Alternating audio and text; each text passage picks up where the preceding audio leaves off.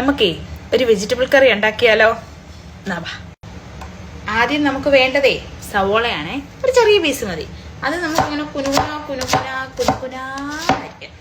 സെറ്റാക്കിയിട്ടുണ്ട് കേട്ടോ. അപ്പം ഇതിന് വേണ്ടത് ദേ ഉരുളക്കിഴങ്ങ് എടുത്തിട്ടുണ്ട് അരിഞ്ഞ്. ദേ ഒരു ചെറിയ പീസ് മതി കേട്ടോ. പിന്നെ പച്ചമുളക് എടുത്തിട്ടുണ്ട്. അതേപോലെ തന്നെ ഞാൻ പറഞ്ഞില്ലേ മിക്സ്ഡ് വെജിറ്റബിൾസ് അതും എടുത്തിട്ടുണ്ട്. പിന്നെ സവാള. ഇത് ഞാൻ കോളിഫ്ലവർ ഇല്ലേ, ഞാൻ എന്തോ ചെയ്യുന്നറിയാ, ചീത്തയാതിരിക്കാൻ വേണ്ടി കുറച്ച് അരിഞ്ഞ് ഫ്രീസറിൽ വെക്കും. അപ്പൊ നമുക്ക് ആവശ്യത്തിനനുസരിച്ച് എടുത്താൽ മതിയല്ലോ. അപ്പം ഇത്രയാണ് വേണ്ടത്. നമുക്കിപ്പോൾ ഉണ്ടാക്കാൻ പോയാലോ?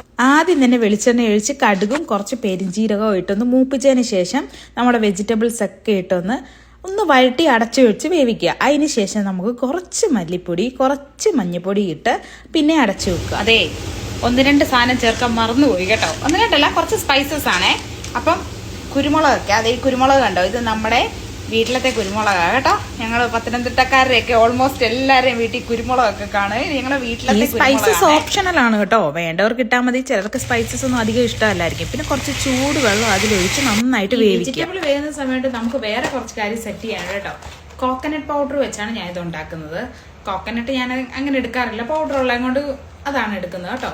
അപ്പം ഈ പൗഡർ നമുക്ക് ചെറു ചൂടുവെള്ളത്തിൽ വേണം. വെജിറ്റബിൾസ് ഒക്കെ ഏകദേശം വെന്തിട്ടുണ്ട് കേട്ടോ. അതിനകത്തോട്ട് കുറച്ച് ഗരം മസാല ഇട്ട് നമ്മൾ ആ റെഡിയാക്കി വെച്ച തേങ്ങാപ്പാൽ ഒഴിക്കുക. അതിനുശേഷം വാങ്ങുന്നതിന് തൊട്ട് മുമ്പ് കുറച്ച് കുരുമുളക് പൊടി ഇടുക. അപ്പം സംഭവം സൂപ്പർ.